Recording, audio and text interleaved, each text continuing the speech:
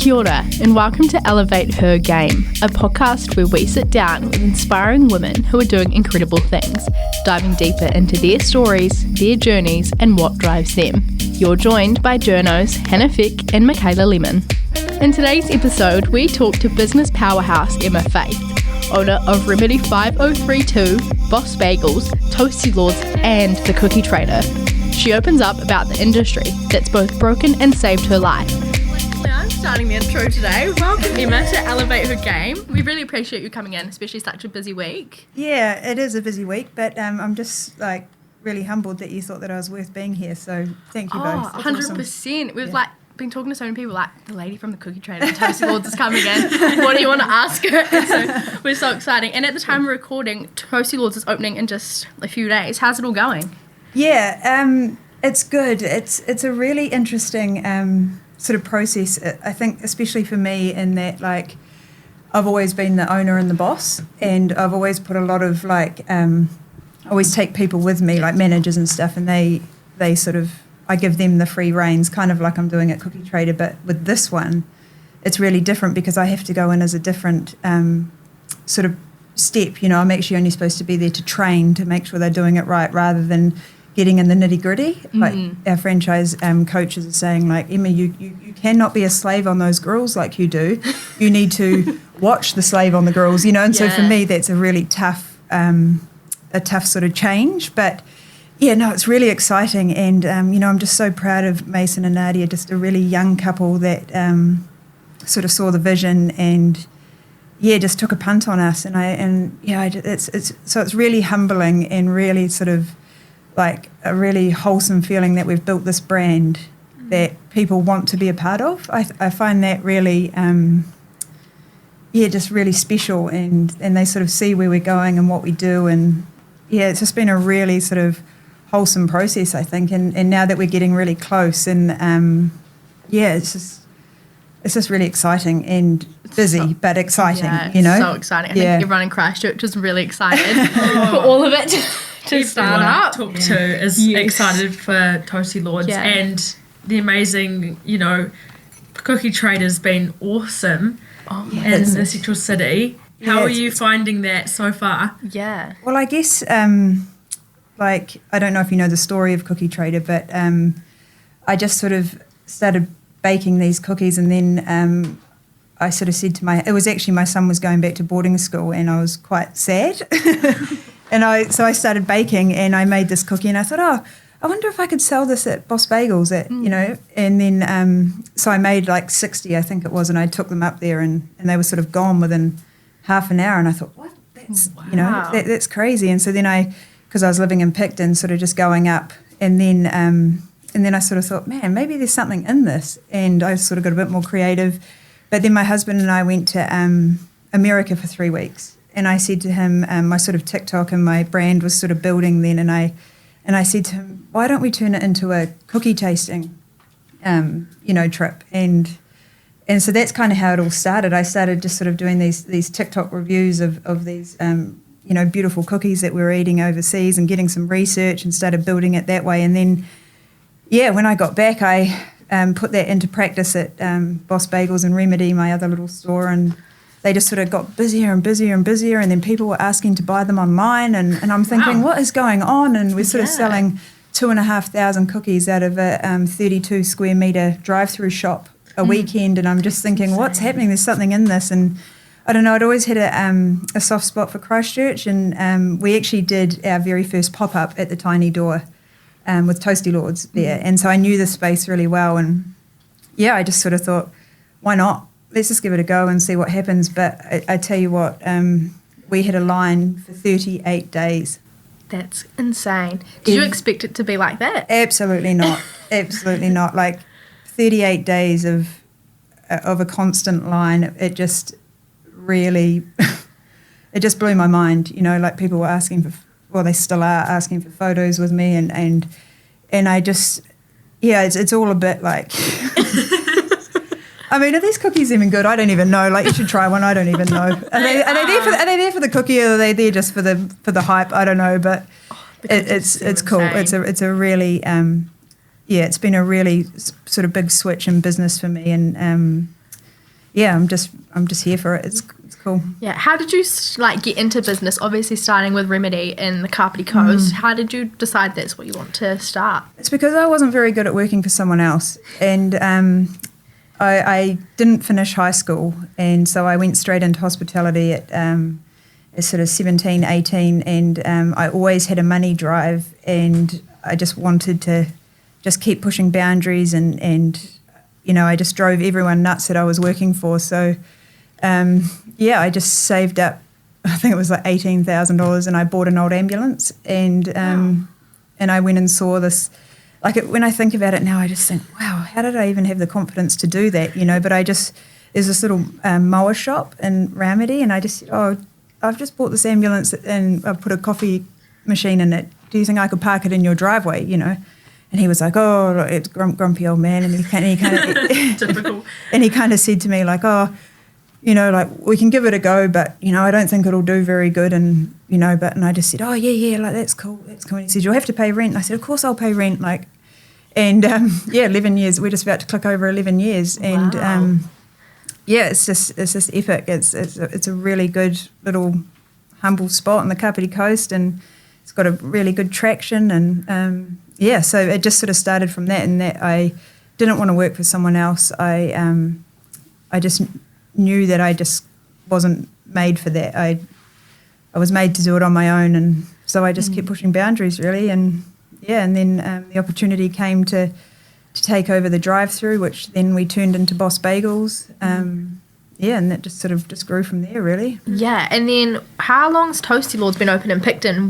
What kind of inspired that? Yeah, well, that was really interesting, actually, because so you would know Tay, who works with me, and who is now actually, we've brought her on as a business partner.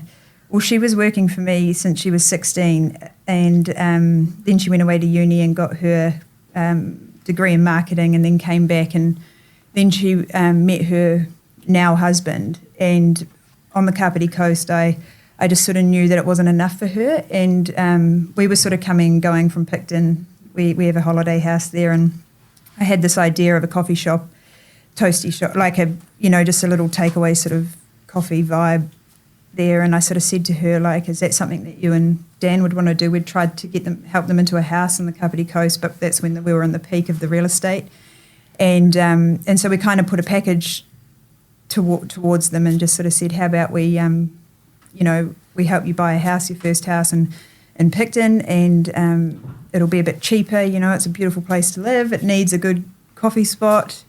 And they just took the punt and went with it. So she's been the backbone of it. I've come and gone, but it's been really a real good story, that one. Because I didn't want to lose her, and so I needed to give her an opportunity to grow herself. And that's just kind of how it happened with Toastie. So awesome. How did you find the target niches and gaps in the market? Obviously, toasties and cookies, especially toasties, aren't really a thing. How did you come up with that? It's kind of, I guess, when I started Remedy, it was do one thing, do it well. So do coffee, do it well. And then we went to the drive-through, and it was bagels. So let's just do one thing and do it well. And that kind of became the new norm for us, I guess, with business. And Toasties, we're not trying to be anything that we're not. We're not trying to break culinary records. No. We're a simple toasted sandwich, and we do it right, and we just do it well. And I guess that's same as a cookie. We don't want to be a cafe. We don't want to be, selling lots and lots of things with lots and lots of wastage, and just one thing and do it well. And if it's not a cookie or a toastie that you want, then you won't come. But if you just want something simple, then you'll come. One thing and do it right has been our sort of process, and seems to be working. So I would agree. It seems you guys are very viral on TikTok, especially for lots of the out the gate flavour combinations. I can think of sort of Red Bull matcha the other day, or salt and vinegar chips in the cookies, and there's some very creative toasties as well. How do you come up with these flavours? We just want to be different, right? And I think, it doesn't necessarily, just because we do it, it doesn't mean it's great, but it's pushing boundaries, and Tay and I sort of said to each other, like, let's just try and, like, break the internet. Red Bull Matcha, like, it's going to create conversation, right? It's going to get people talking, and that's what we want, put salt and vinegar in a chip. Not everyone's going to love it, but talking about it creates people talking, and so I guess that's why we do these things. We just, to create conversation, and, it might not work, it might work, who knows, let's just try it, you know? What's been the worst one that you've tried that you were just like, no? Well, actually, it is my favourite, but it's everyone else's worst, is RJ's licorice, and like a licorice all sort. It's my absolute favourite. I did it the other night, but it's the least selling one, so but it's actually mean. Yeah. Same. Yeah. That sounds really good. Why do you think your businesses have been or are so successful? I find this little bit really tough to talk about because I'm not very good at sort of blowing my own trumpet or thinking that I'm something that I'm not. But I think the change happened when I started to tell my story about me, and I turned it around to, like I've had it Remedy for 11 years now, and Boss Bagels, and they both were and still are really great businesses, and same as Toastie, but I think once I stopped trying to push the business and change the sort of change the narrative about actually who owns the business and who I am and why I do what I do, that has been the turning point. And it's very apparent in like our last sort of end of years and stuff, that things are really starting to pick up for us across everything, and people are sort of, following and catching on what I'm doing. But I think putting myself out there and being vulnerable and sharing the story about, an industry that almost destroyed me, in a way saved me, yeah. Was there any risk starting any of the other businesses, or any massive challenges that you'd had to face? Yeah, I think, I think any business comes with a risk, right? And anyone that's willing to take that risk, you either succeed or you fail, and I sort of take that approach with everything that I do in life. Like everyone, if you take a risk, it's the only way to find out if it's going to succeed. And I think for us, for me, I just didn't really think about it. I just knew it was going to work. I never doubted it. I just, I remember on my first day, I stood there for 10 hours in this ambulance, and I did $87. And I remember ringing my husband and being like, we did $87, 23 coffees, like, let's go. And then I remember ringing him being like, sort of 80 hours in, 8 days on, we did $200. Like, no, just stood there for 10 hours, probably made 10 cents an hour, but I'm here for it. And but this is what it is, right? Just say what you're going to do and do it. So I said I was going to open from 5:30 till 4, and that's what I did every single day. Me, I didn't expect anyone else to do anything that I wasn't willing to do. And it's the same here at Cookie Trader, like 11 years on, I'm still following the same process. I'm not setting anyone up to fail. I'm not setting the staff up to fail. I'm not asking people to do anything that I wouldn't do. And that's how we grow and we keep getting bigger, because people, not everyone that we take on, but there is a few that see the vision, believe in the vision, and they're the ones that sort of take over and manage the stores. And all our managers are doing really well.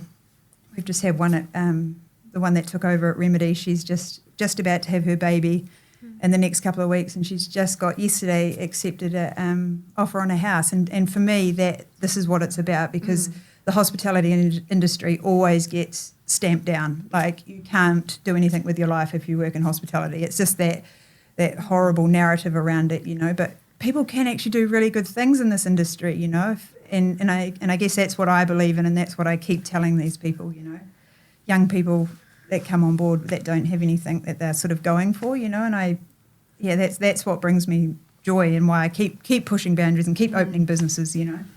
Yes. How do you manage owning so many businesses sort of around the country, and how's your work-life balance? And it's awful, but but this is the life I choose. Yeah. And this is, like, my husband and I talk about it all the time, and that like I'll never change. This will always be who what I want to do and who I want to be. And how we do it is that we build these people up from starting from dishwashers or starting from, young students, and we build them up and we trust them. And so I have full trust in all my staff, all my managers, and I know that, that they trust or they respect me enough to know the rules and know the boundaries. And, it's all very well having, managers in place and following rules and stuff, but we give them the flexibility to make these tough decisions. And that's how they grow, and then they go on to either stay as a manager or get some ownership in the business or, and so, it's just trust. It's a trust game, right? Mm. And just a lot of flights. I was going to say, how often do you think you spend in an aeroplane? Oh, yeah, well, to be honest, I haven't, in the last 5 weeks, I haven't done anything. And but before that, Sounds Air, they fly from Picton to Paraparaumu, where our other two are, and perfect. Just 10 trips all round. Wow, that's crazy. What would you say you're most proud of out of all your businesses and personally as well? I guess I'm really proud of the people that are along for the journey with me. It's not just me, and I'm fully aware of that, and I would never just sort of accept the fact that these businesses are successful because of me. It's because of the team that we've built around us, and I'm just really, really proud of that. And I'm really proud that since starting my TikTok and sharing my journey, that that there are people out there that can see that, and they see that I'm invested in my people and I care about my people, and I just want for them to do better, and I think that we're on the right path. So I'm really proud of the sort of business morale that we're creating. Have you got any exciting plans for the future? Are you going to build a franchise? I'd love to tell you what's coming up, but this was really interesting for us because while we were building Cookie Trader behind the scenes, we were actually really working tough with this couple to get Christchurch over the line. Yes. And every single day we're getting EOIs for people that are interested in taking on franchises. Oh, and really? Right. Oh yeah, That's we're up awesome, over sort of 400 people but Tay and I are very selective, and we're not. It's really interesting because we could sell it to anyone, but we're not going to do that because we've loved and cherished and protected this brand. We're not just going to let anyone take it on. So it's really interesting because lots of people say to us, you'll sell lots and you'll get the revenue and it'll just be brilliant, But it's not always about the money, It's not for us. It's just that's never been number one. It's about the people. And we've got to work with these people. And if they can't see the same vision that we've got, then it's not going to work, And so we've been very patient and very selective. So, yes, we are working through a really exciting process with some people. And I think Toastie Lords is in for a really big year. Yeah. Oh, I'm excited to see what happens. You've had quite a big year with accolades as well, winning Hospitality Leader of the Year in June. And you've also just been Marlborough Chamber Business Awards for Business Personality of the Year. What have you found makes a good leader? This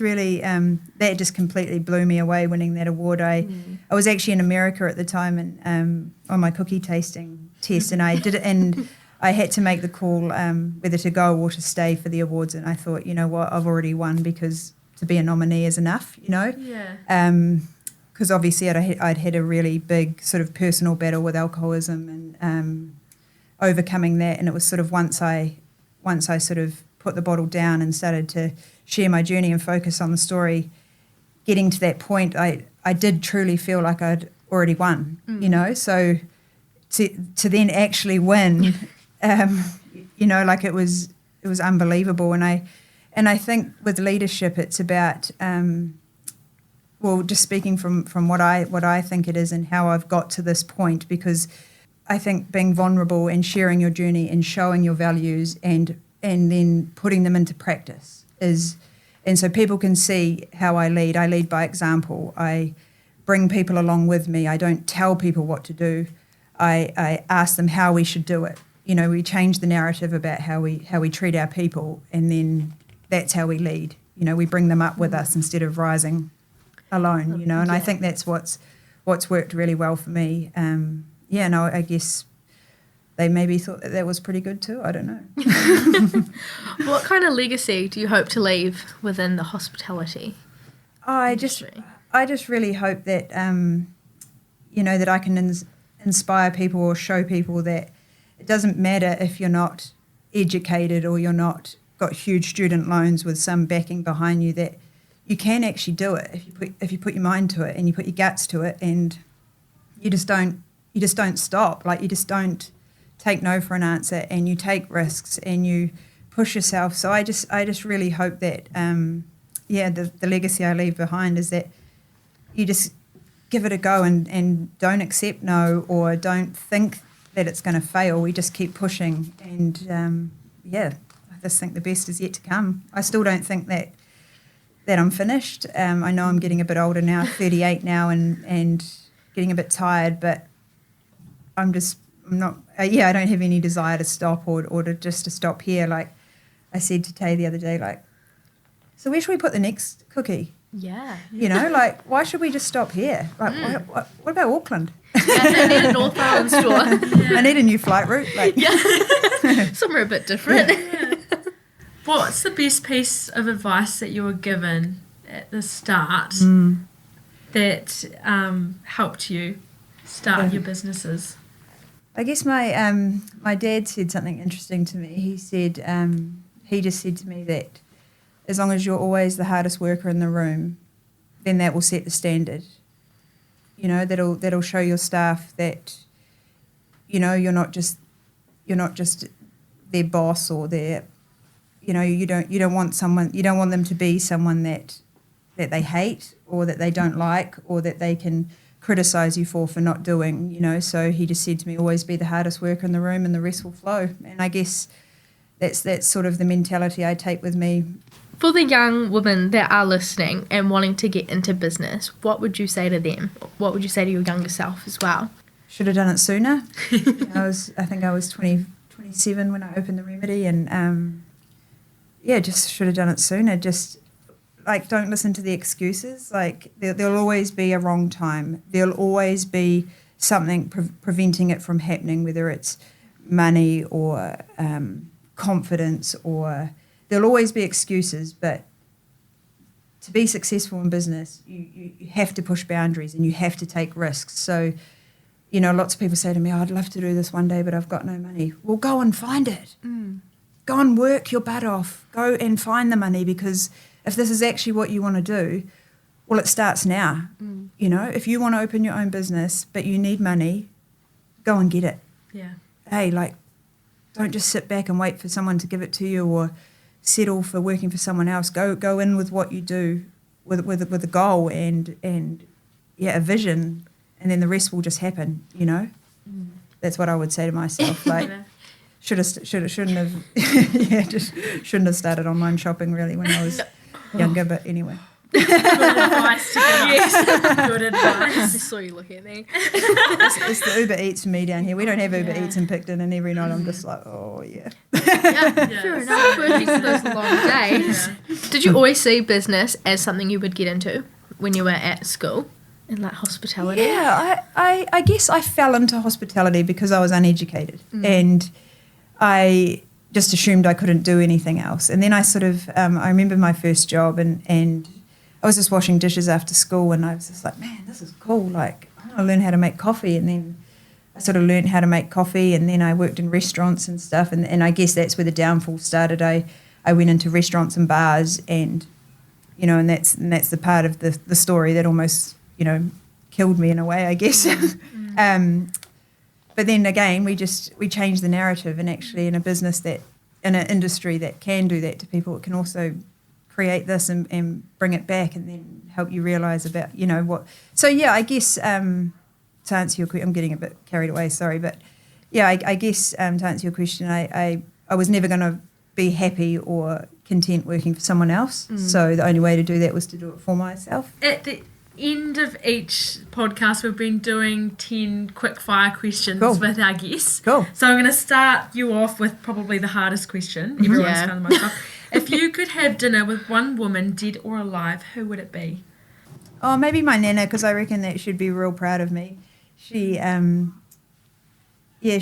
died quite a few years ago, but I just always loved her. And but then she got Alzheimer's, but we were always really close. And I just reckon she was quite a really tough old bird, and I reckon she'd just be like, she'd be so proud of me, like she'd love it, you know.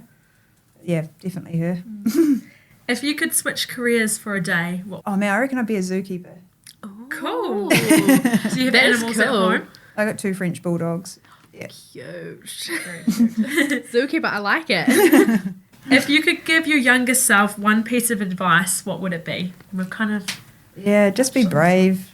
What's one thing you're most proud of in your career? Well, I guess winning that big award was pretty humbling. I would have to say, I mean, it's the only real thing I've won, so...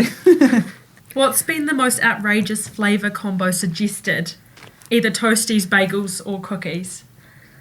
Well, we did get a maple bacon the other day, and I actually did it. Ooh. And it was amazing, so I don't know that's...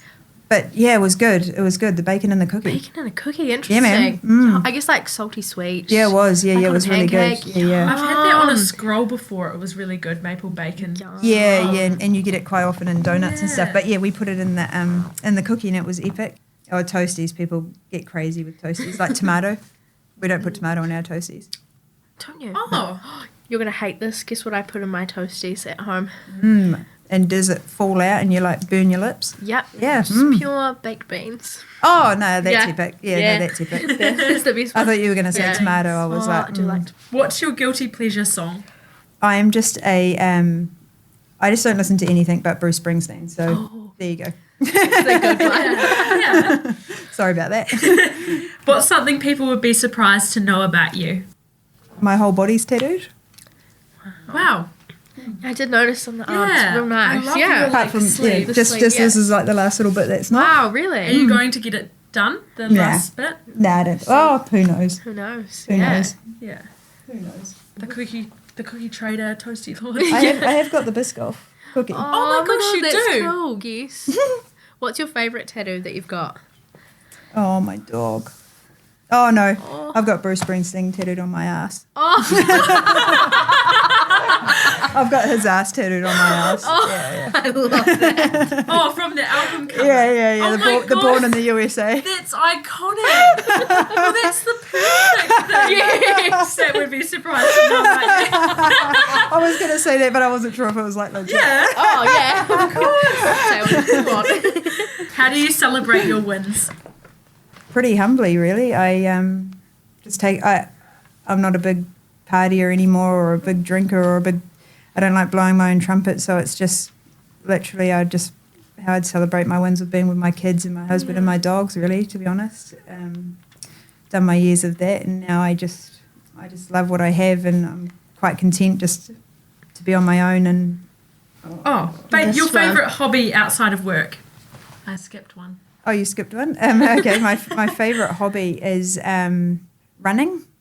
I'm a mad runner. Who's the most powerful woman you know? Oh, maybe my mum. Yeah, everyone's been saying that. Which is interesting because we don't actually have a very good relationship at the moment. And but yeah, she is one powerful woman, I think. She has raised 2 really amazing daughters. Like my sister, well, it would be her or my sister actually, because they both took ownership in raising me when I was younger. And like my sister is a cardiologist, doctorate of cardiology, and she's incredible. But we're just polar opposites, And then my mum sort of had like a really traumatic life, but she's sort of pulled herself through. And I guess my mum and my sister would be the most powerful. Well, thanks so much for joining us. We really appreciate you taking a little chunk out of your day for us. Yeah, awesome. Thanks for having me. Really appreciate it. Yeah, thank you. Cool.